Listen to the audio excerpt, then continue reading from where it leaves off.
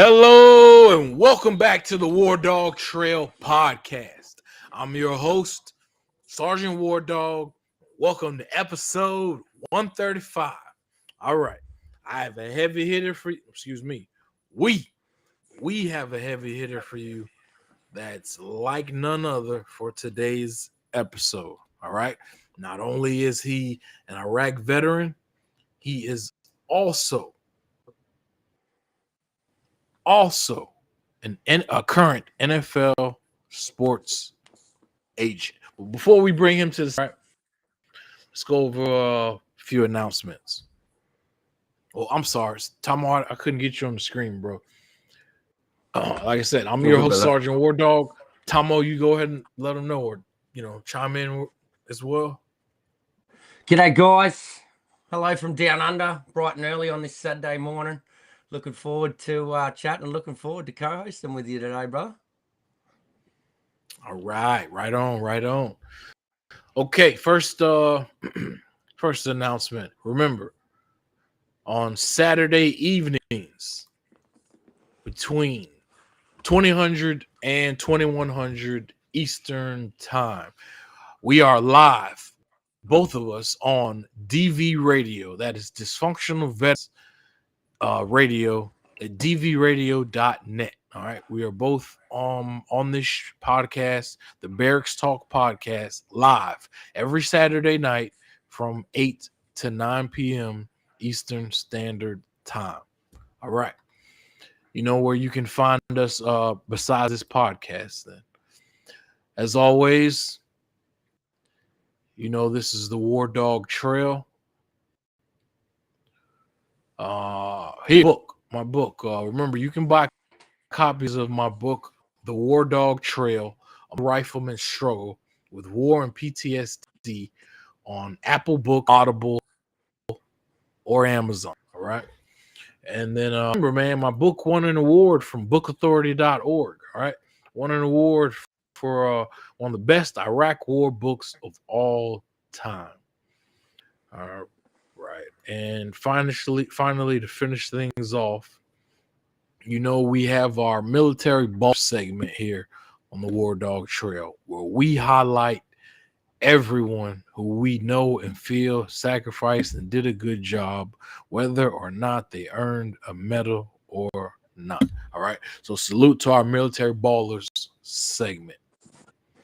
And okay, without further ado, ladies and gentlemen, we bring to the stage the only Army Iraq veteran as well as current NFL sports agent, Chas Sampson. Welcome to the show.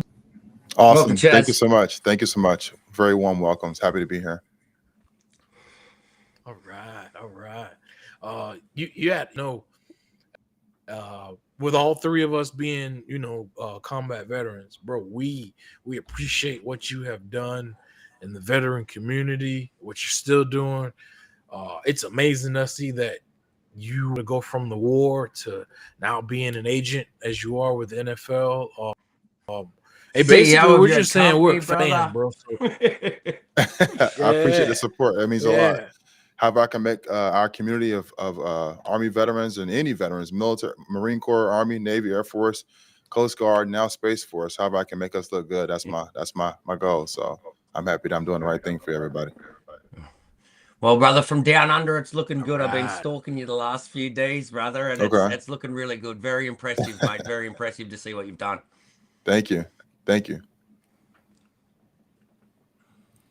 All right, to start things off, Chas, will you let us know your military background? I'm sorry, before that, let us know where.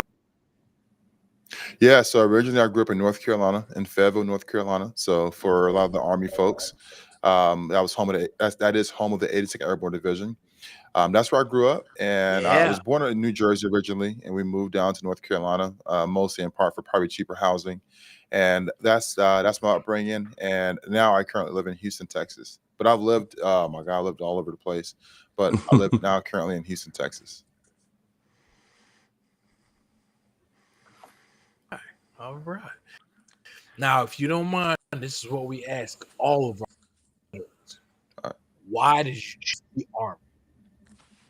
Well, because it's the best branch. Then why did your MOS? I mean, we all know that going in. Nah. So I think for me, it was a local Yeah, influence. hey, I saw. Hey, yeah, there's killers from every branch, bro. Great. Yeah, I think for me it was local proximity. So, growing up in Fayetteville, North Carolina, there's a massive Army and Air Force influence. I was also in Army ROTC in high school as well. So I just, it just more so favored that. I think if I would have grew up 2 hours east, I would have probably went to the Marine Corps. That's Jacksonville, North Carolina. So I think for me it was just the close proximity. It was also what I enjoyed about the things I saw from going to different drop zones and seeing guys jump out of airplanes. It was just more my flavor. So I leaned more towards Army, and that's where I went. Very nice. Right on. Right. How long were you in for, Chas? If you don't mind. I did 5 years. 5 years. Right on. Was that your return to service? MOS, how long did you have to sign up for? There might be a little bit of a delay. Yeah. Yeah, there's a little lag. I'm sorry. Let me shut up. Go ahead, Tomo. Yeah. What is the return of service over there? Did you have to sign up for 5 years, mate? Was that your return of service to the Army, or did you do a little bit longer than your Rozzo? Yeah, so the original enlistment agreement was 4 years and 22 weeks. So I completed that into the ETS, which is the interterminal service. I did a little bit of time in the reserves, and luckily the reserve unit I was part of was really supportive of my goals. I went back to college to play football to pursue my NFL dreams, and they allowed me to be in the reserve unit, and then they gave me what's called I got a school drop while I was on active duty. I'm not sure what it was called on the reserve side. They just were like, hey, focus on being a great person. You have a great resume. We feel like you're going to offer a lot of value to the world as well.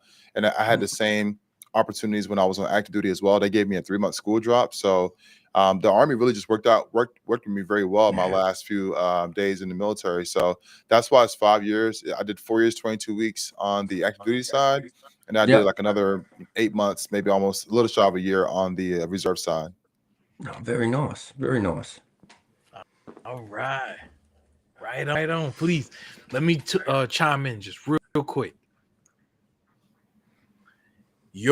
For one, experience, like you said, if you would have lived further east with the Marines, like you said, Jacksonville, North Carolina, I did spend time there, like you said, at the Marine Corps School of Infantry, or as Marines like to call it, the School of I think you see that. Oh no, not Camp Lejeune. The infantry school is at Camp Geiger, which is like right down the street from Camp Lejeune. Oh, okay. All right, so I don't know shit. We call it the Killing. The School of Infantry Marines, like you said, is in Jacksonville. So that's where that's my connection with Jacksonville and whatnot. So you said that, and just tons of memories from hiking and all that just flooded me, man. So yeah,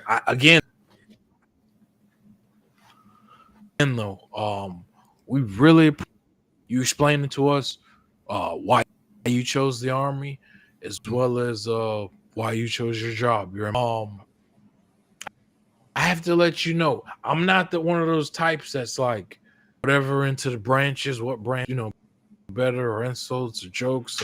Because honestly, as a Marine grunt, I've been in I was in a 14-hour firefight once with your Army ODA guys, and Al Karma. And this is when it was hot, back in 04. 04, yeah. So yeah, like that's with the Army. I've had the Air Force, obviously drop bombs for us, danger close.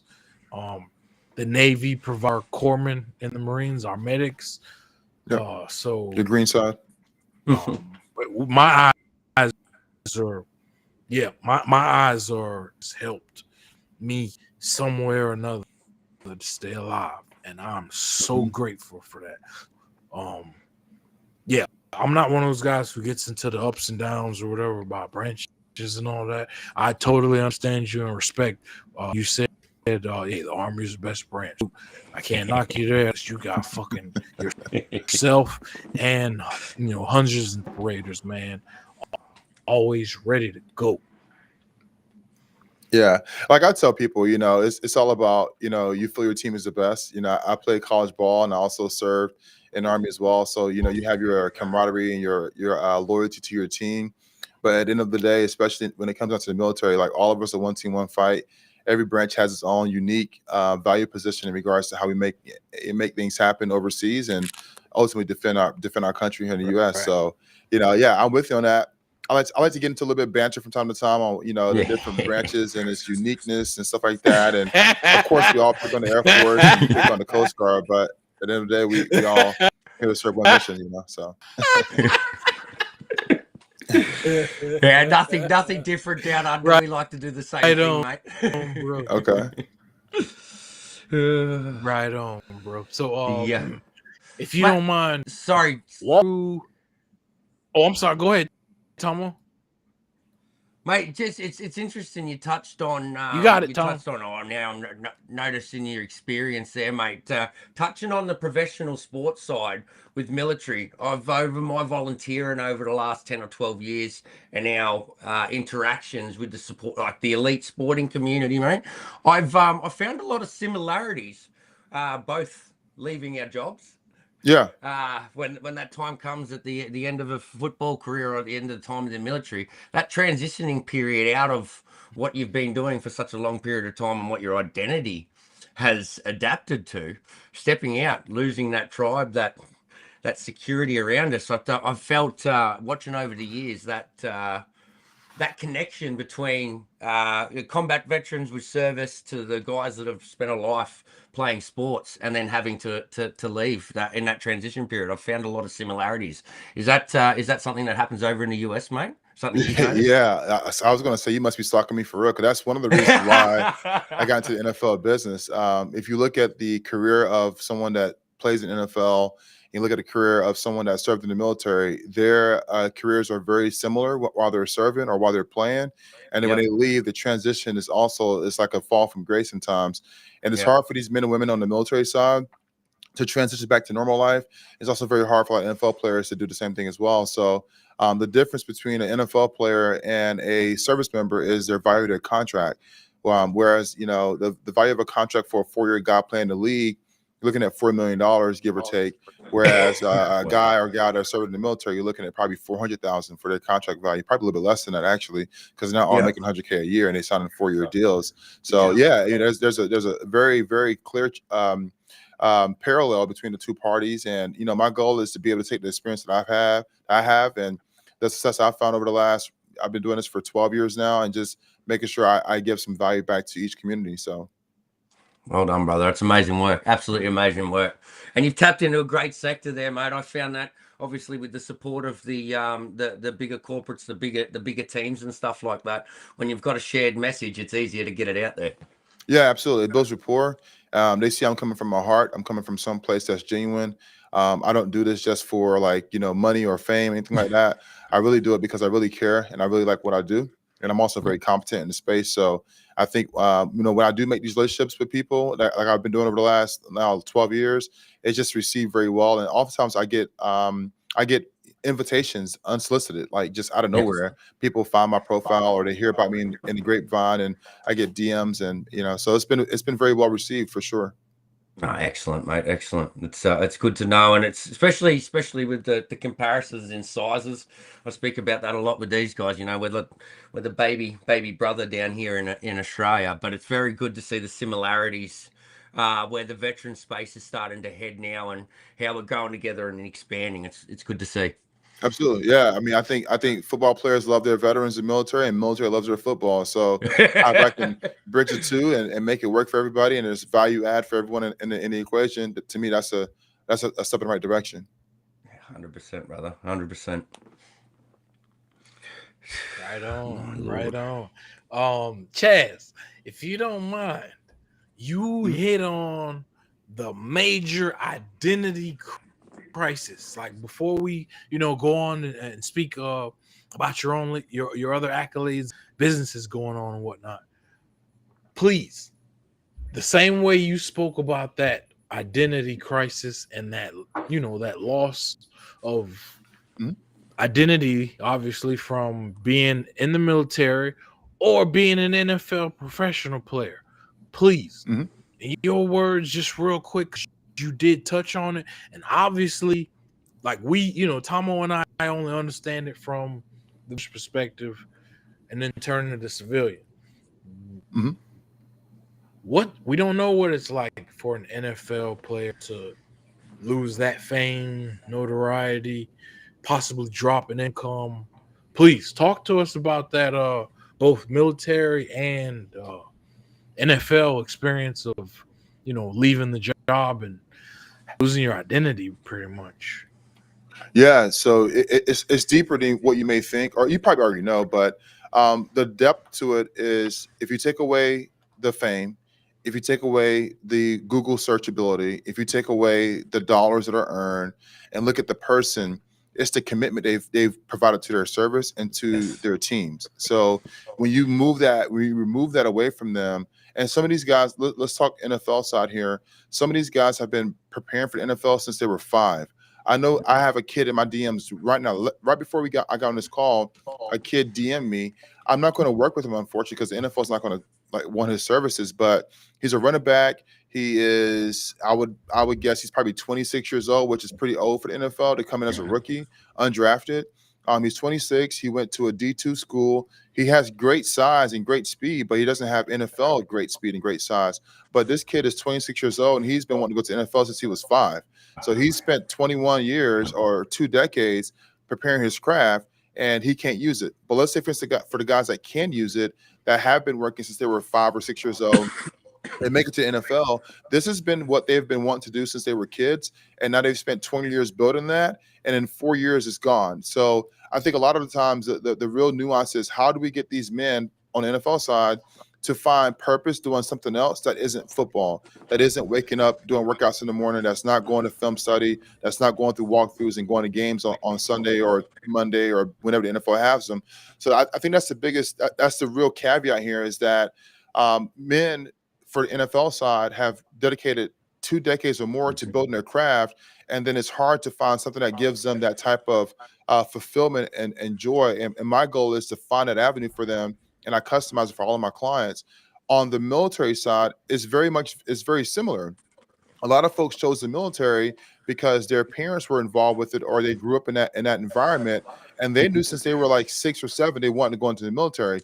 They didn't know which branch, but they knew they wanted to serve in the military, and they go and serve, and they may do 20 years in the military, and they get out and they're like, wow, this civilian world is not what I thought it would be, and my skill set or my abilities just don't transfer as I thought it would. So in that space, I've been very successful and helping men and women find their true value in the market and find a way to transition. It is much easier for the military side to transition because, as you said, there is a difference in pay, but oftentimes the pay, it increases depending if you were like enlisted when you go from serving in the military to civilian world, whereas on the NFL side, it significantly decreases. You're not going to find another organization that's going to pay a guy under $1 million of league minimum salary to be able to catch a ball, throw a ball, or block or tackle. So, it's one of those things where it's going to be a lifelong mission for me on the NFL side going forward of solving that problem. I've been able to solve it on the military side, at least my small value I've been able to add to the economy. And now it's my turn to do it for the NFL side, but still keep that hand and that vision on the military side too. I'm not going to ever forget, where I come from, if you will. Absolutely amazing, mate. There's the key word there, and it's something that I've been touching on, mate. I've been in and out of the veteran services sector for the last 12, 13 years.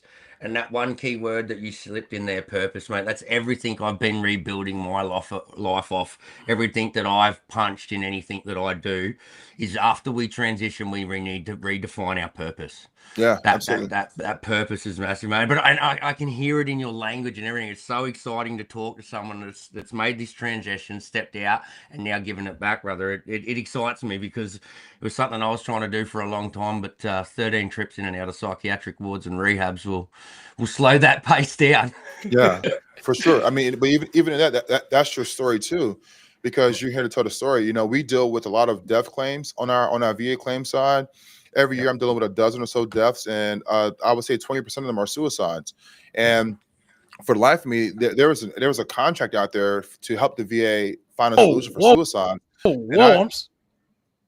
I'm sorry, Chaz. Did you say NFL suicide?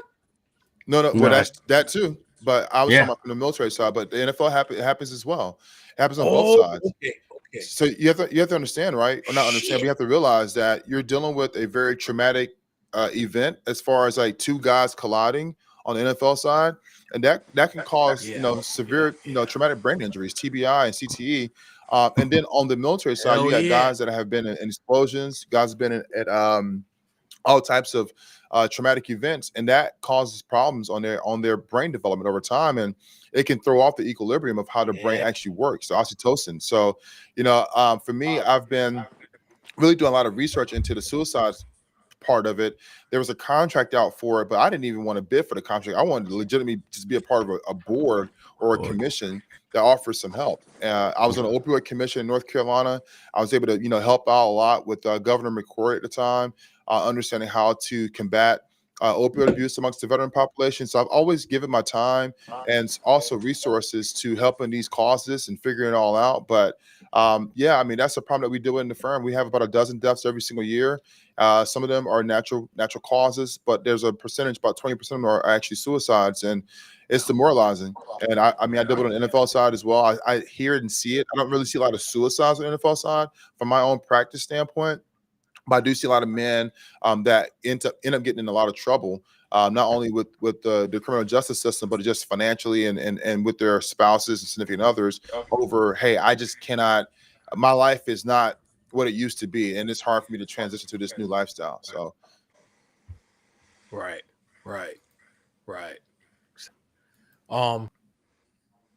Will you walk us through? So you left the Army, and then what? Yeah, so I actually was moonlighting while I was in the Army. So before I left the Army, I made a plan to stay in, and I made a plan to get out. Two plans. My plan to stay in was become an officer, go OCS, or drill sergeant or recruiting. Drill sergeant wasn't going to be an option for me because of the long hours. I just didn't see the value in that. I also didn't have enough rank to do it anyways. I think you had to be an E6 at the time. I think now you could be E5, but at that time you needed to be E6. So recruiting was an option. But recruiting felt like sales. I'm not really a salesperson. So I was like, well, that's not going to really be my fit. So officer is more my deal. So I planned to go OCS, and I dropped the packet and everything worked well. And then I also planned to get out as well. And ultimately, I decided to get out because of the time value of money principle. The amount of dollars I was able to make in my free time, so to speak, was significantly more than my full-time role. And the military pretty much, for the lack of a better term, got in the way of my goals. And so I had to come to a conclusion of, hey, I can go. I got a re-entry code of 1A. I can always come back and do this if things don't work, but I'm gonna go and make a shot at it and see what I could do. And so every day I got up and I competed for the last year of my service, and that competition was me actually selling cars, which I sucked at it, but I was good enough to close a few deals on the finance side. So I just stuck with that, and then getting out just was what I got out, and I was happy because I had more time. I had more flexibility in my schedule, and then that just led to more entrepreneurial opportunities, and here we are today.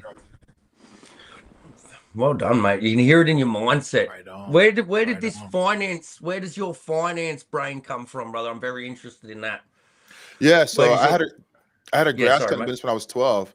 So I've always made money ever since I was a little boy. So, when I was a little kid, I had a grass cutting business and I serviced the neighborhood. I've always been a guy that saw an issue and wanted to provide a solution. So because of that led me to opportunities where I had to think more. I had to count money fast. I had to also manage the money as well because I had other people working for me at the time. So that naturally led me into doing well with math in school, and just having good people around me. They really kind of shaped my brain in regards you really should consider a career in something like finance or sales or something to that effect. So I went to school. In undergrad, I studied psychology and business, and then for my master's, I studied finance, and that's what led to it. And that led me to leading a company. And I tell folks in the company, even though I'm the CEO, I'm probably a much better CFO than CEO, but I also have a really magnetic personality that people tend to draw to, and I also have a solution-oriented mindset, and I find issues and I want to do the work to solve them. And so that's the CEO side of me, but I'm really probably more of a CFO. Yeah. Well, I think you're managing both roles with quite quite exceptionally at the moment, brother. So well done. Well, I would say, well, on the CFO side, we have Allie Ramsey. She's manages all of our financials, and we have accountants that manage all the P&Ls and balance sheets, that kind of those more technical things that are in accordance with GAAP principles. But yeah. But in theory, if I ever were to do this all over again, and there was a CEO, I would just follow him or her, and I'd just be the CFO. Yeah, I know that feeling. Like I always say that I'm a better RSM than a CO. Right. It's been interesting, mate. I'm very once you popped up, my financial advisor, one of my section commander from overseas, he went down a very similar route. He's got his company Veteran Wealth. He went into the advocacy side of things, making sure our claims were everything, and then setting us up with the financial institution to be able to then receive that money, then learn how to invest it and manage it. And mate, I wish I got that education 15 years ago, and my entrepreneurship kicked off a hell of a lot earlier. With the type of knowledge, like I think it was a little clip I watched on your Instagram saying why the army was good for you, what you got out of the army, and I don't think we hear enough of those stories, mate. Yeah. You went in with a plan. Most of us joined the army to escape shit. You went in there with a plan and utilized everything that the army has to offer to better yourself off, and then you were able to sit there and go, well, the army's costing me money. I'm going to do this shit on my own. Yeah. That's how, I feel like I put up a sacrifice, and I put up the investment as well. And the investment was, a blank check, and I could have died doing it, but to the grace of God, I'm here as well as you are as well. And so for me, I came in, did my part.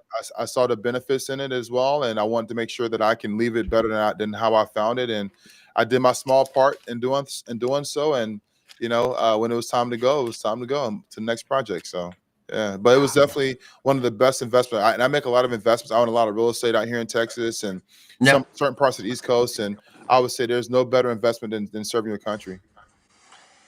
Salute to that, brother. Salute to that. May I ask you, because I kind of looked over it. Do you mind talking about your Iraq, your combat time and what years and whatnot?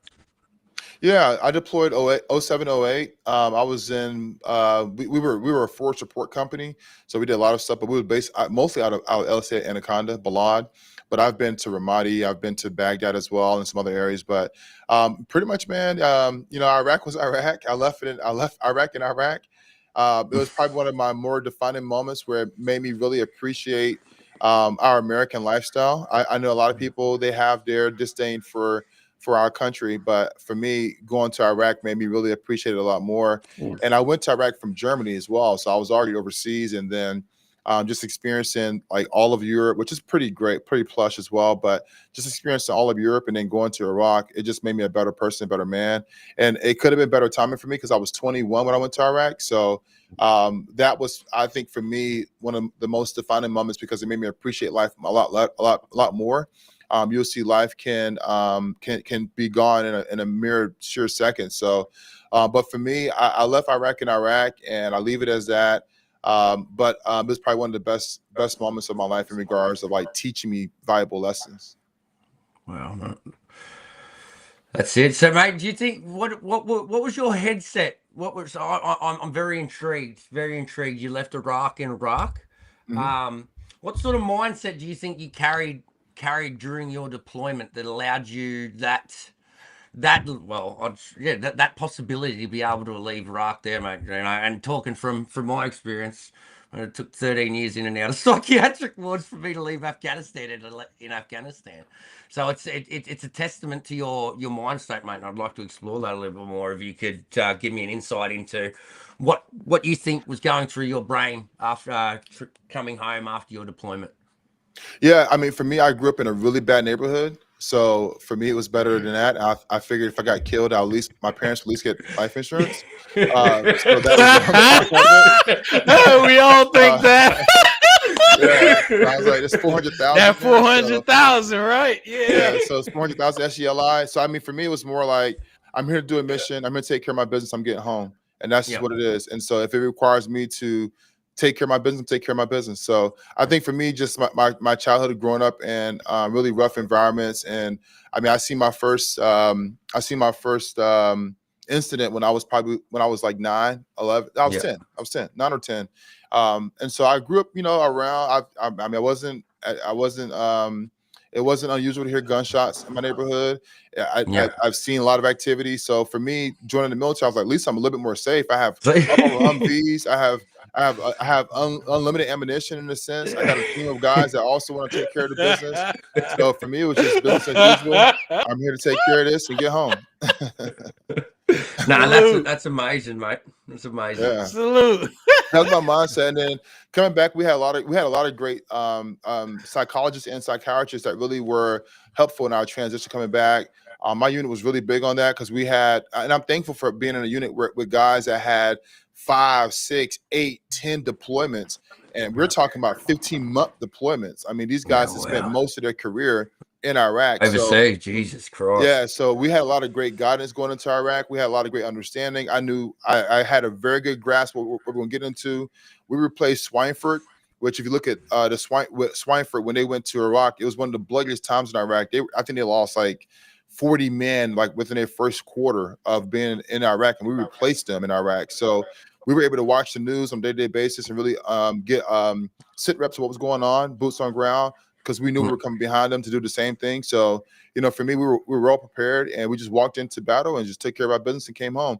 Fortunately, I was able to like redeem myself, but some of my colleagues, they weren't.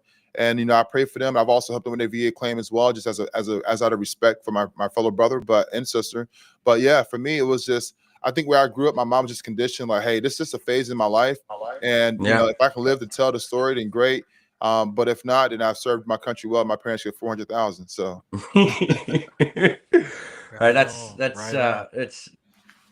it's very interesting there that with the psych support, having that in your unit, mate. It's obviously played a role there, because I know ours was absolutely atrocious and they did nothing, which didn't help any of us.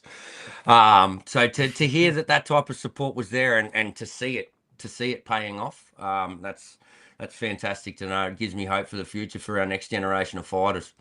Yeah, I mean, it really comes down to your unit. I mean, we had a very caring unit. Even our lieutenant colonel, who was our battalion commander. I mean, he had a really mental health focus first, and then soldier second. So that approach was very helpful. We had a lot of time off. We went to the field, but when it was time to work, it was time to work. If you didn't get the job done, you got fired. So that really built the ecosystem in myself to perform. And being a 20-year-old man looking at that, now I'm 40. I'll be 40 in a couple of months.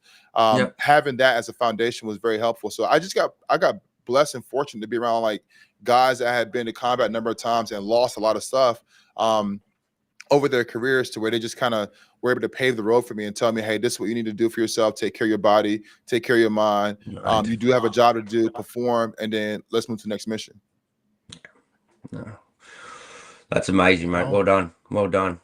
Testament to your unit, mate. We had a tight unit, but we didn't have that psych support coming home. Messed us up. Yeah, I see that a lot. In a lot of cases I deal with. I talk to men and women that are from like Fort Campbell, Fort Bragg, Fort Hood, all these different bases across the country, and I see some of the documents, and I'm like, wow, I really got a really amazing hand to be able to have my first deployment be that type of deployment, and also to have that type of care with the guys that I was serving with, and also the guys that were in our leadership chain of command. So yeah, big ups to them, especially Lieutenant Colonel Zero, First Sergeant Griffin, First Sergeant Murray, Major Slocum. A lot of the guys I served with just were really, really good, man. Sergeant Tillman, Sergeant Fox, man, the list goes on. The list goes on. Sergeant Freeman, Sergeant Hag. Yeah, a lot of men that I served with just like really, really looked out for me and really like helped me along the way and just were angels in my life. And they still are angels in my life. I still talk to these men and women to this day. So I'm very thankful for that. No, that's blessed, mate. That's blessed. Right on. Right. I want to tell you just 2 quick points. I meant to say earlier that you reminded me of that what we call school cut. Like you said, you get out like in the Marines, that you get out within 3 months of the start date of a college. They will release you 3 months early. So just like you, I had mine from the University of Central Florida. Okay. For forensics, which I changed my major to international relations. After this is it right here to me, international relations. Speaking to you in Houston, we got Tomo in Australia, and Yeah, that's international relations. That was just basically, yeah. So I took, like I said, I had the school cut as well, and I took that time to secure an apartment. Obviously get register and get ready for classes. And my sleeping was horrible, as we all know as veterans. So I took an armed security job. Overnight from 2300 to 06, 07. Okay. So yeah, I totally relate to you. I forgot about that. I got on the school cut until you mentioned that. Yeah, it was definitely a blessing. I didn't even see it coming. Mind, my chain of command just really looked out for me big time. I also was a good soldier too, and I took care of my business as well, so that it just reciprocated the energy. But yeah, they gave me a school drop. I got 3 months out early, and I took that time to focus on school, and I was like, I'm gonna make the best of this, and I'm glad they did it for me. My chain of command at Fort Lewis, actually. So, which Fort Lewis was my worst duty station. I actually left the military because of Fort Lewis. My platoon sergeant was That's just Texas ass. Now, let them know. So yeah, Fort Lewis was tough, and I wouldn't say Fort Lewis was tough. My platoon sergeant, it was only him. He was the biggest asshole I ever dealt with at that time. I think he's a great man now, but at the time he was an asshole for no reason, and I felt like, hey, I shouldn't be here, and I should take my talents, somewhere else. And so my chain of command, which was above my platoon sergeant, actually really liked me a lot, and I had good relations with my commander. And rest his heart, he passed away. His name is Carmen De Mateo. He was our commander, our 03, and he's just a really good man. Very soft-spoken, but also a great leader and just a really thoughtful person. So definitely, love to his wife. I told his wife maybe like a year ago when he had passed. I mean, it was probably 2 years by now, but he passed away pretty recently. So okay. Let's transition now into the 7th group, please. Mm-hmm. Yeah. Where did it kick off, mate? So I think did I read that you were handling claims in the VA? Yeah, so I was a rater at the VA in Washington, D.C. And for listeners, a rater is the decision maker that grants or denies the case. So whenever a veteran has a claim, they submit their claim to the VA, and then a rater makes the decision. And for some people love me, some people hate me, because either I'm going to give you money or I'm not going to give you money as far from my decision making process. So I was doing that, and then I started helping law firms and NGOs and other consulting firms understand the VA claims process and how we make decisions on the federal level as a rater. And that turned into a business opportunity where I started doing the work for these guys. I was like, you know what, just give it all. Just give me the work. I should do it for you. And then I thought to myself, well, I don't want to do this for free. I was doing it for free as like just a way to help, but then it became overwhelming. And so then I said, well, perhaps I can make it to a business model and just wrap it around hourly fees, and you pay like a set retainer per month, and that would guarantee me some income. And it did. So I started moonlighting again. I was working in the federal government and working my side option, if you will. And after a while, so many veterans started asking for help directly. I didn't have any choice but to leave the government and start doing this work full time. So the first year I did it for free. I didn't charge a dime. I wanted to make sure, one, that it was something I liked doing, that I had a good market fit, and that it was something that the market needed and that it wanted. And so I did it for free. And then the second year I started charging because I was just overwhelmed with business. And that allowed me to be able to focus on those that really wanted the service, wanted the help. And now here we are 11 years later. We've grown the company rather handsomely, and we're able to take care of veterans all across the country. Amazing, mate. Absolutely amazing. So what were some of your challenges starting out, mate, trying to juggle all that? I think the biggest challenge was I didn't want to charge veterans for the service. I felt like veterans should just, get the service for free. But when you're dealing with someone's matter and you're doing all white glove, we do all white glove service here. So we don't a lot of veterans don't touch anything. They give us their problem, and we give them a solution. Do it. And their problem typically is, hey, I'm underrated, or I got denied, or I thought there's something missing in my matter. How do I get what's mine? And I explain it very well. This is how we're going to do it. This is what we do, and go from there. But I don't explain it anymore. Our staff do. I haven't touched a case in probably 5 years, but our staff then make sure they're taken care of, and that's our attorneys, that's our doctors, our frontline folks, and so forth. So, yeah, I mean, I think the biggest problem starting off was I didn't want to charge for the service, and then once I started charging for the service, veterans would just give me the money. I was like, well, wait a second, we gotta make sure the case is actually doable. I don't want you giving me money and I can't perform. So, and then the next thing was just a matter of making sure that the money that I took a penalty on, because I took my TSP and leveraged it based on my retirement account. I took all the money out of it. I got it down to zero and took a penalty, which so you might say negative because there was a penalty assessed with taking the funds before minimum retirement age. And so I took all my money and I just put all my chips in. And from there, I built the business. And I didn't take a paycheck for the first probably 7 years of the business. I lived off my VA disability alone and other assets I had that were producing income. And that's how I made it all happen. And it took us, I would say it took us about 3 years to make our first $1 million. And then we've made millions ever since then. And it's been 11 years. So I'm just thankful that folks, one, trust us with their claim, and B, they refer their friends. The first 7 years, I didn't do any advertising. It was 100% word of mouth. We told veterans, if you believe in our mission, if you like the service that we offer to you and you find value in what we're doing for you, tell a friend. And a lot of them told a lot of friends. And so that helped us build a reputation. It's helped us build rapport and also trust and respect in the industry. And we've been that go-to factor for the last, like I said, 11 years. That's amazing, mate. That's amazing. 7 years, no paychecks, eh? I know that feeling. That was my first 7 years of working in the veteran services sector, man. It gets pretty tiring when you keep telling yourself that you're working for your pension. yeah. I even, I had actually, just to be honest with you, I'd actually wanted to close the doors 3 different times because I'm a finance guy. So I'd rather, deal with derivatives and raise capital and do a private equity fund. I'm more of a private equity guy nowadays. So that's more my forte. You can make $100 million doing that pretty easily. So, but not easily, but with some strategy and the right team and the right infrastructure asset wise, you can definitely make $100 million doing it. So that was more of my spiel. Like, you're not making $100 million doing veteran claims. Like, it's not possible not.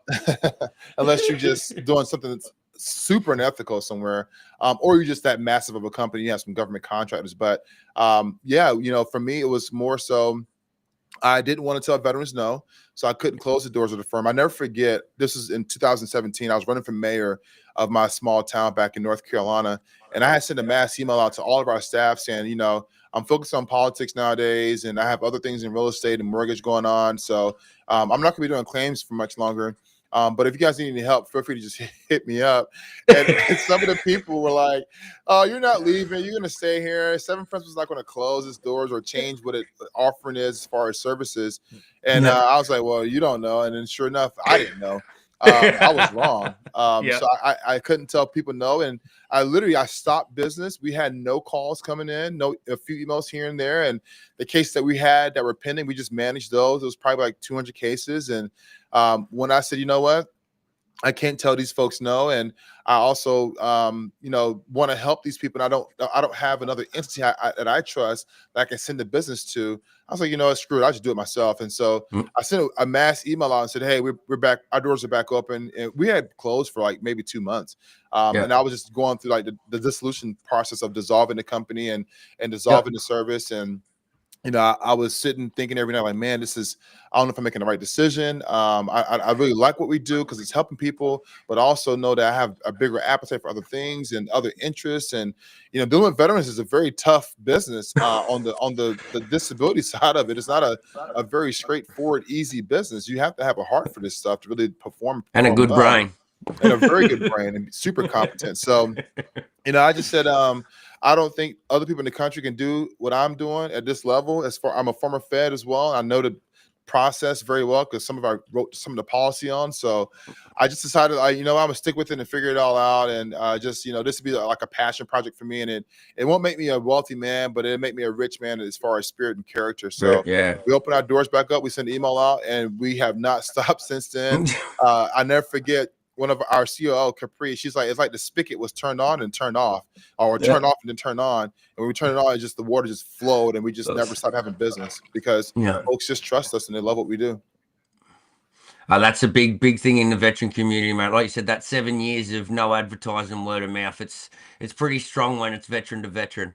Yeah, absolutely. Yeah. And I mean, and of course for us, it lowers our cost of acquisition of a client as well. So our CAC cost decreases significantly. And also like you just throwing the money into unforeseen water hose when you're doing ads. It's like, it's no one's guess or anyone's guess of what's going to happen next with the ad converting. So for us, we saw value in that. And so we partnered with Get the Referral, which is a software company out of San Diego, to manage leads, and say, you know what, for them helping us out, let's help them back out.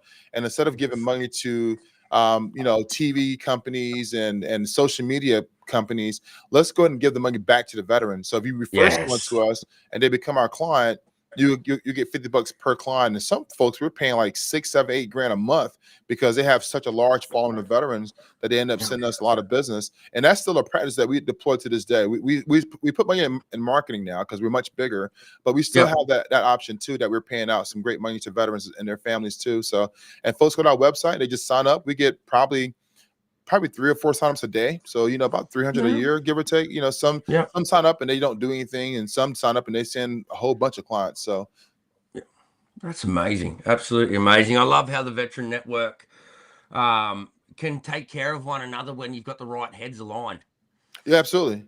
Yeah, and just the support we've gotten from day one has been amazing too. So I never forget my first client. His name was Michael Spearman. He wrote me the first check. He's been a massive influence in my life. Even from then, he was like, dude, you should take something. I can't just do this for free. Yeah. He says, well, how much should I pay you? And I said, I have no idea. But I got him a bunch of money. And he was like, I'm just gonna give you a check. And he wrote me a check. I never forget looking at the check. And I went home. He made it at the 7 Principles group. And I was like, wow, like this is a real check with real money. Like I hope it doesn't. I know it's not going to balance, but like I've never cashed a check before for my business. It was all new to me. And that was 2014. And so I just I was like, wow, there's people that would pay me for this. Like seriously, and then he sent more people, and then they sent more people, and before long, it was nothing to make 10 grand in a day. I was like, wow, this is pretty crazy. But then the veterans were coming back saying, dude, you changed my whole zip code. And that's when I knew. I was like, I'm going to be in this for the rest of my life, where I changed someone's zip code and put someone's kid in college. So, yeah. Well done, mate. Hats off to you, brother. That's amazing. Amazing stuff. Hell yeah, it is. Hell yeah, it is, bro. Okay. We have to let you know. Tomo, we're in full disclosure here, all right? Full disclosure. What are we disclosing?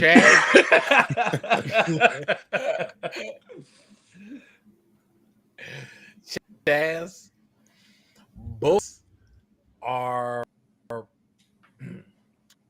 of us have had problems since our transition from the military. So I don't know if you like the show or the platform from two veterans that have one has been in psych ward 5 times. You tell them, Tomo. 13 times over the last 12 years, mate. Building on the rebound. It's interesting stuff, man. I went to a defense industry networking event probably about 6 months ago.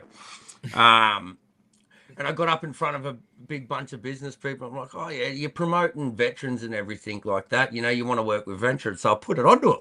I was like, well, you got a veteran here that's trying the entrepreneur trail. He started his own business. Now, if I'm sitting there and walking into boardrooms and with my history as it's public with 13 stints in a psych ward, how are you guys going to look at that when I'm coming into you guys talking about business?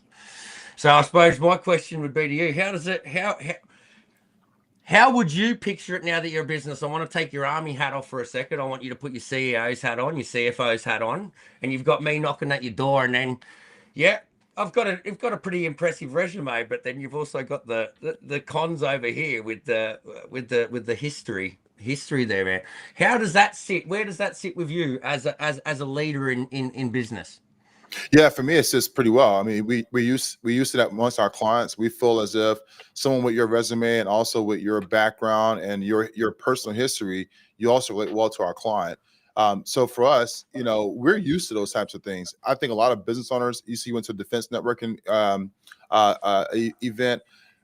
I've been to a few of those, and just speaking candidly, I guess full disclosure here, a lot of them may not be as tapped in with the veteran community as they may want to be, or as they may think they are. So, They are. I was on a podcast yesterday. I said, I deal with this is what I deal with every single day.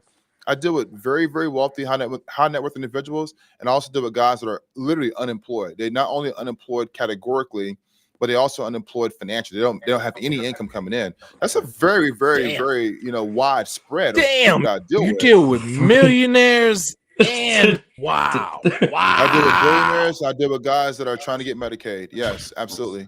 And I treat them all the same. Now the conversation, the context is different. Because when I'm talking to a guy that's worth 100 million, he's making $2 billion a year in revenue. Obviously, we're having a different conversation. But when I'm dealing with a guy that just got put out of his house because he's with his girlfriend that he met from another city, that he just wanted to go to that city to have some shelter, and then they didn't work out, and he's in this new city and he don't know where to do next, and his next paycheck is coming from the VA, but it's like the 13th of the month, and he's already went through that whole entire check, and he's unemployed as well, and his VA disability only pays like 20 to 30%. It was like $400-500. Yeah, how do you navigate that? Because he doesn't have any resources. So I have a heart for people like that too. So for me, to answer your question, that works well with our demographic. Now, if you were to ask me, hey, can I put you on the NFL side? Can I put you on the mortgage side? That make it a little bit more difficult because that requires a license, a very knowledgeable skill set. But as far as what you're presenting, you are one of our typical clients that have been through a lot of things on the personal side that can relate. My only question would be, can you come to work every day?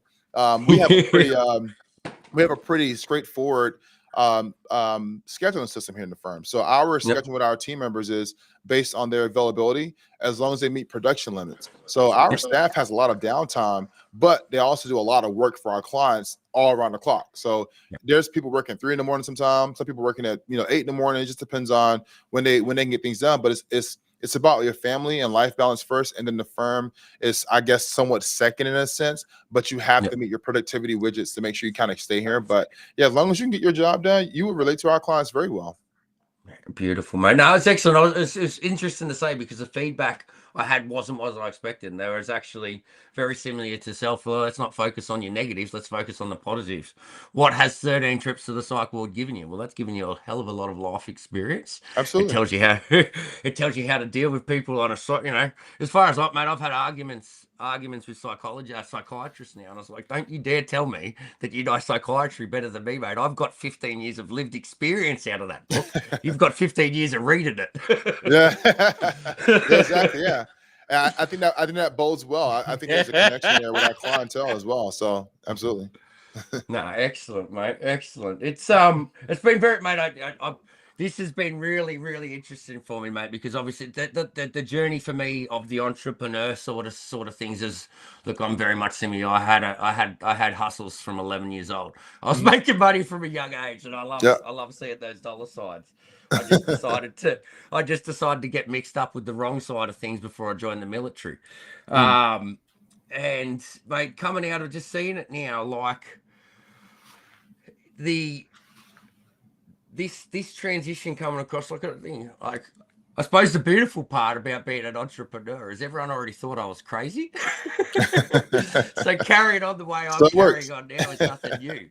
Yeah. But man, it's been very interesting this last year, especially for someone that's been through a lot. And not just veterans wise, I've been through a couple of businesses myself since getting out, mate. I lost my family security business and everything after I just got home from Afghanistan. Started a pest control franchise once we've moved up to the Gold Coast. That failed. But this last year, mate, having that focus, and it was knowledge, man. It was as soon as you start getting that knowledge in there, you start asking these questions. And I've watched the ripple on effect in my circles, just from my energy, my inspiration, me just putting the questions out there, mate. And what led it to me this year was I didn't know what a property developer was. Now I'm trying to be an international property developer. Yeah. As long as you have the capital, you can do whatever you want. 100%, bro. And it's all about the the biggest thing, and that's, you nailed it, man. And if I was a lot smarter and had this education with the money I got from my deployment and stuff like that, man, I'd be sitting there saying that I'm talking $100 million people now because I had the capital there. Yeah. It's been establishing myself now to get the capital back in so I could start that growth period now, man. And it's very, very interesting to see the progress a lot, mate, with your entrepreneur. It's just grown. You haven't, you still have those shitty days. You know, you question it all, but that it goes back to that word that I think it feels like I've got purpose again, and tying in your passion for business with your passion for helping veterans, man. I'm really resonating at the moment. I'm vibrating. I've got a good energy. Right on. Yeah, and for you, I mean, you can definitely have that conversation with $100 million guys. I mean, you'd be surprised how close you really are to those conversations. You know, for me, when I got into capital raising, and that's when I started getting around a lot more billionaires, because now billionaires are calling me with, hey, you're doing great work, and you have a good idea, and you have a pristine track record. How did you keep up the track record? I was like, every day I come, I want to compete. I look at this like a game. I want to compete. I want to win the game. So, even though you say you're not having those conversations, it's just a matter of a flip of a switch to have those conversations.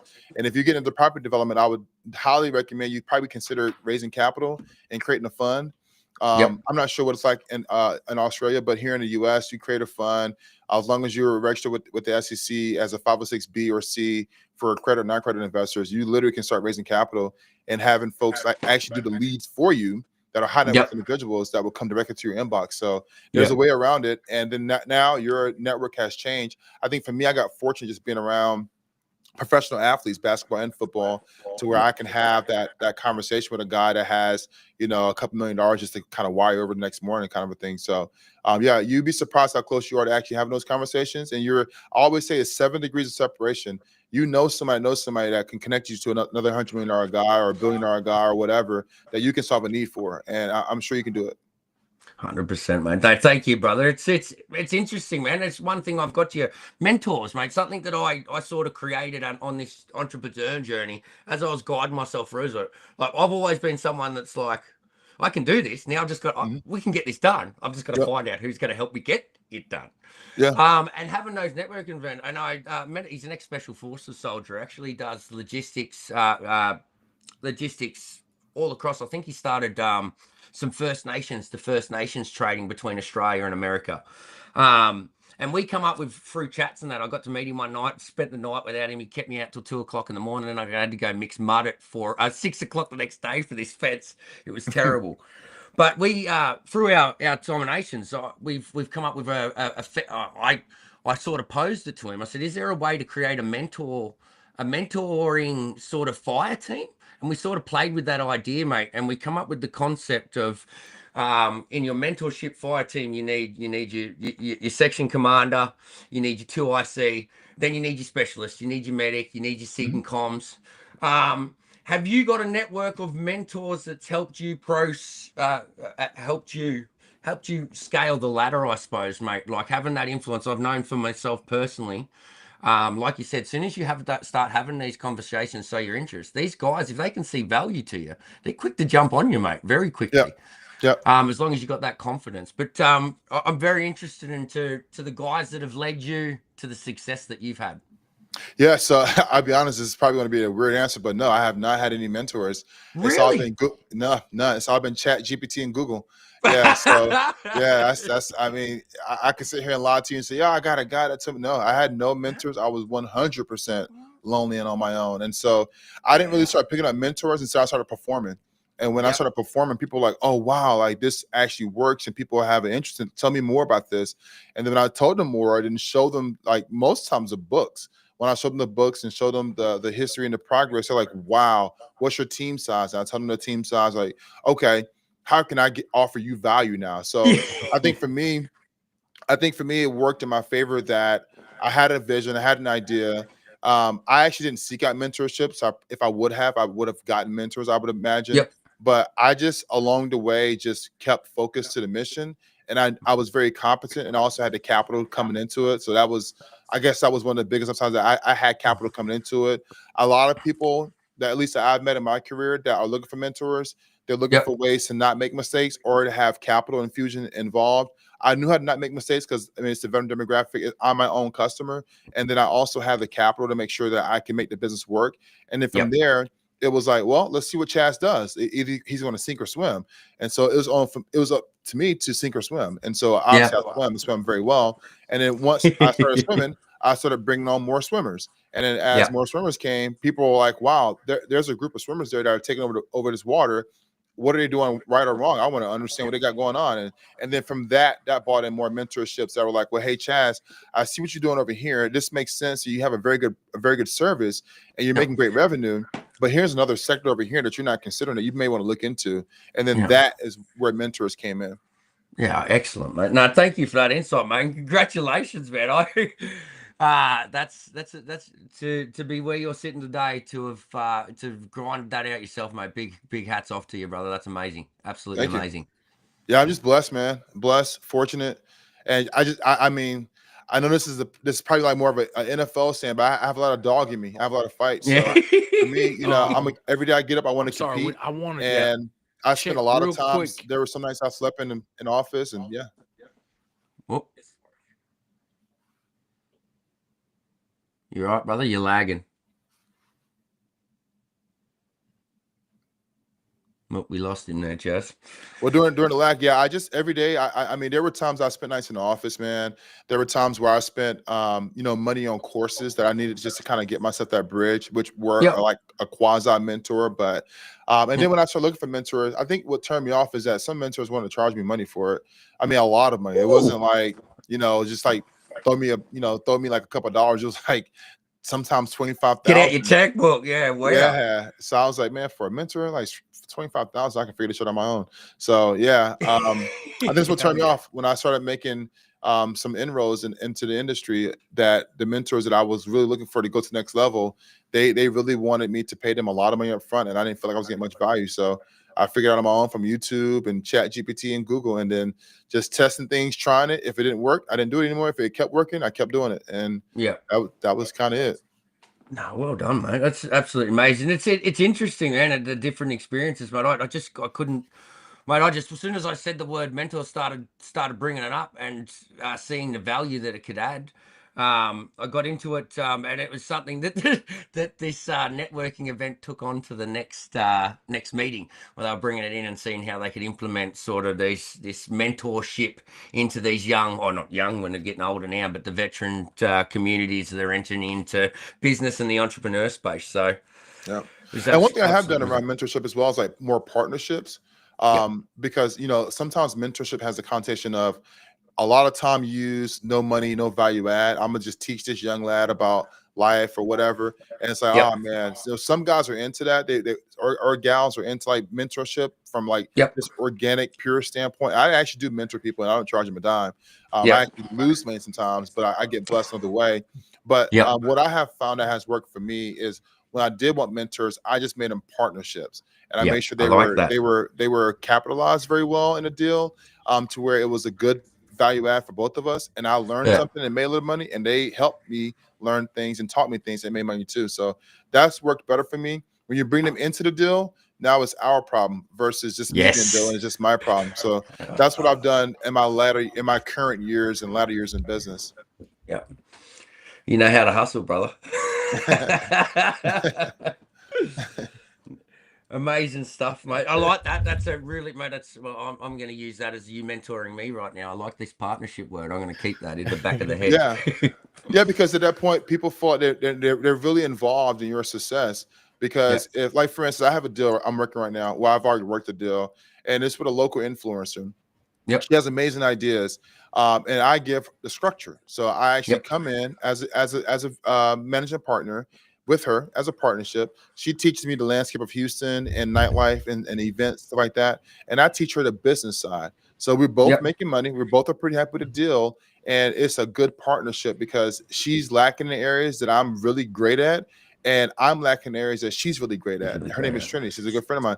So, now I'm just a mentor to her because we have such a good friendly relationship. But I've done a number of deals like that, where I am the guy that's coming as a managing partner and actually being the CEO and manage it from the back office and sometimes funding it as well. And I get a return on my investment and some, an IRR, and I get made whole over time as well. And they also learn a lot about business and partnership. And I have folks that partner with me as well that have way more experience. I'm partnered with an attorney right now on this capital raise thing, and it's been a great experience of like being able to understand how to put an offer together, how to put together a PPM, a subscription agreement, and then have investors buy into that, give them a preferred rate of return, and then raise a few $1 million for new projects. That's been a blessing. So, and in that, those investors now are partners, and they're teaching me things that I never knew before, and now I'm able to raise even more capital because when I give them back their return, they're like, "Hey, Chas and Seven Principles, those guys do the Lord's work over there.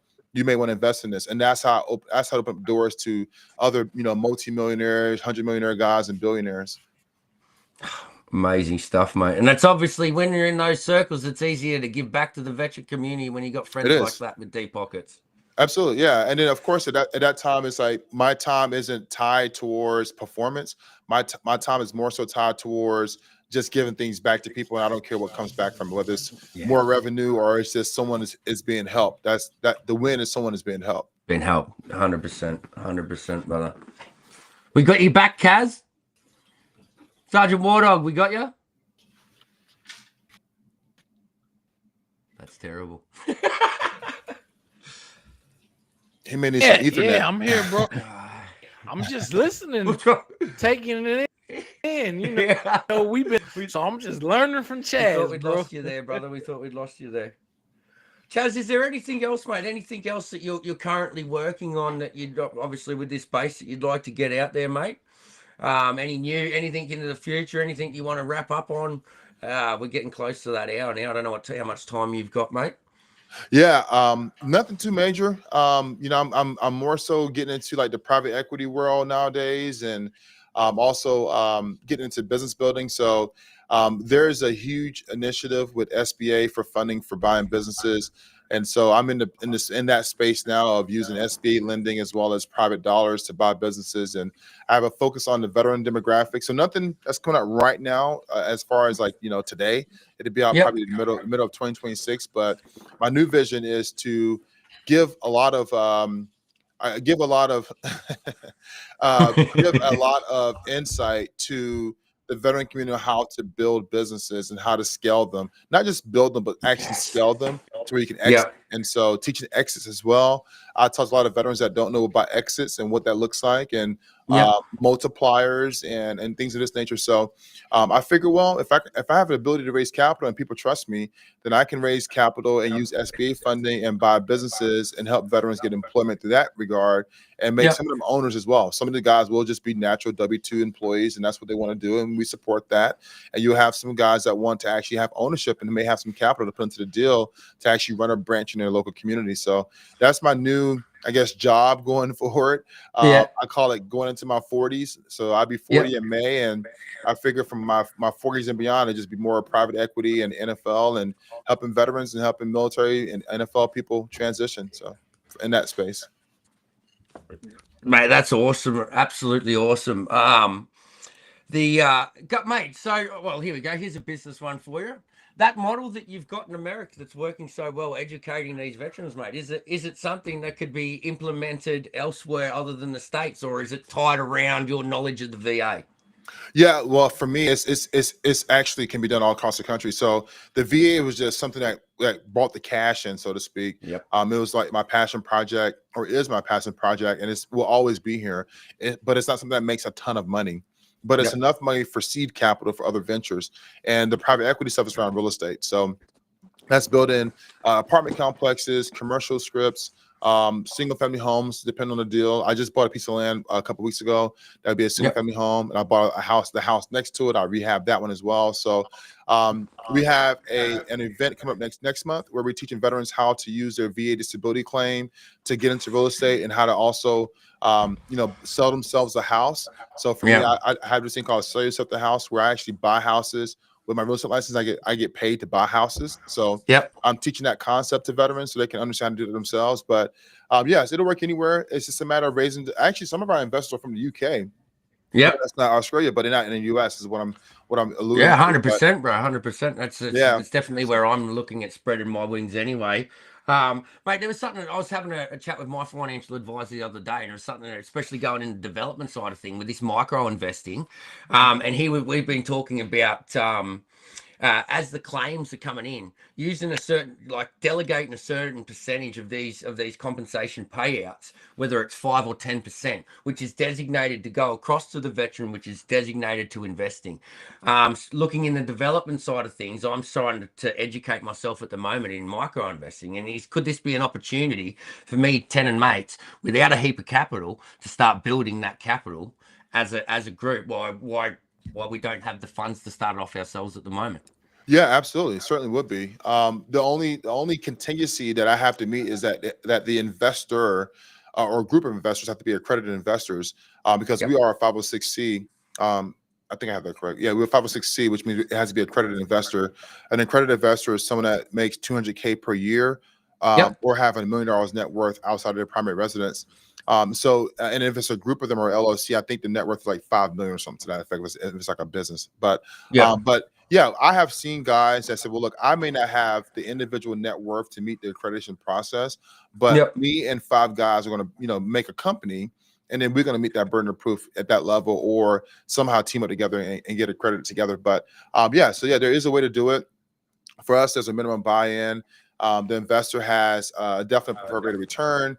And there's also, a lot of security for their capital invested to the fund also. So it just depends on what you're trying to do and how you're trying to do it. We do have some pretty strict rules on our fund, but there's also all types of REITs. It's what you're saying. It sounds like a REIT, which I want to make sure for viewers, we're not a REIT. We are a private capital fund. What's a REIT, mate? Can I ask you what a REIT is? Yeah, it's a REIT. It's a real estate investment trust, and they have minimums that are as small as like $25, all the way up to 25 million, depending on what they're raising capital for. And they typically go after what's called non-accredited investors, where you can have a sliding scale of what you pay in and a sliding scale of what you get out as far as a rate of return. And if you meet a certain minimum, then you get a higher preferred rate, as well as some waterfall distribution. That's the technical term. It's a waterfall distribution. Those are REITs. Those are very easy to get into. There's no real oftentimes there is not a lot of due diligence into the investor because there is no accreditation process. But on my end, there's a whole entire process, and if I don't follow it, we're basically operating illegally, and that can be grounds for punitive damages to the investors. So I've been learning all about that. Corey, he's got his I think he's got his fund together now, and it's very strict lending requirements and everything that. It's very interesting, but just the knowledge that comes out, man. Finances, mate. We're all financially illiterate. It depends on how deep you get into finance. You will become illiterate if you get too deep into it, or if you get exposed to I never heard of this before. It becomes a little. I tell you what, when I got into private equity, I never really thought I would go down the private equity side. I used to watch Billions with Axelrod. That's one of my favorite shows, and they're actually a hedge fund. So I had been hedging the company for a while, so I just figured that I would get into the hedge fund. But to run a hedge fund is much different than running a private equity fund. So actually, our fund is a combination of the two. We have a number of different asset classes in the offering that hedges itself if one was to lose and another one gains, if you will. So, but it always makes sure there's always a return to the investor too. So, depending on how far you get into it, it can sound like Swahili at some point, Yeah. That's amazing, man. It's definitely a minefield out there, and we're definitely not taught the skills to how to navigate it through school. That's for sure. Oh no, you're not learning about hedge funds and PE funds. You may learn about what they did wrong, so you Yes, don't that's do about it. That's about it. No, But you're not gonna necessarily learn about how they work, unfortunately. yeah, mate. Well, they don't want us to. They don't want us all to be that knowledgeable and rich, do they? The world would work the same way. I think they don't mind. I don't think there's a concerted effort for you not to know it. I think it's more of a Yes. concerted effort for you to be a product for the employment workforce. Yes. I tell my daughter, both my daughters, really my youngest, because she's want to go to college. And my oldest, she's like, I get around to it at some point. She has more of a laid back approach to it. But my youngest, she's adamant about it. She's in 8th grade, so that tells you how important it is to her. She's already talking about it. And my oldest, she's a senior this year, which she should be talking about it now. But she's like, oh, Dad, I live off you, I guess. But that sounds like my daughter. right. So I mean, even though with that being said, I teach them that when you go to college, you're there to make relationships, and you're there to understand that your job is to do a good job for an employer. And the pipeline for college is for those to go from college to the workforce. So yes, you're not going to learn how to run an organization, but you learn how to be a part of one, which is a great skill set, because some people don't know how to do that neither. I think that you need to learn that before you learn how to actually run one. So 100%. Yeah. So to answer your question, I don't think there's a concerted effort to not to withhold the knowledge. I think it's more of a concerted effort to make sure you have the knowledge to work for an employer. And if you so happen on your own devices to figure it out and want to be involved with it, then the road is there for you as well. And people will help. You'd be surprised how many people will help you out along the way too. Yeah, it is just amazing, mate. But I love that something you said a little bit earlier, mate, was it's a game. I resonate highly with that, man. I look at it all. This is all a game. It's all a game. I'm just playing a game with the people that got money in their pockets now. Yep, playing a game, and playing to win, obviously. And I tell my daughter, we talk about happy thoughts. We talk about this all the time, and I tell her that every day is a good day, and some days are great. So for me, it's like I never have a bad day. I woke up today; it's a good day. And then some days are great, and some days are just good. So, but it's all a game, and it's no matter how you look at it. That's kind of my take on like life in general nowadays. Yeah, man. I think it's a good way to go because it keeps the fun in it. Games are supposed to be fun. Exactly. Yeah, keeps it fun and it keeps it light. I don't take anything too serious. I mean, obviously, I have some times where things are getting very serious and things get very dark in regards to things I'm dealing with. But I look at it as, hey, this is just a problem we're going to deal with. It happens. It comes up. I'm in this leadership role that requires me to make these key decisions, and I make them and I keep moving forward. So, power to you, brother. That's amazing. So I do have a hard stop in 5 minutes, just FYI. So okay, mate. Well, just before we go, I just want to touch on what was the NFL. How's that all going now? Your NFL player agency. We touched on the 7 principles. Let's talk about on the agency before we got to let you go. Yeah. So I signed with FAM yesterday. That's Forever Athletic Management, who's actually led by a Marine.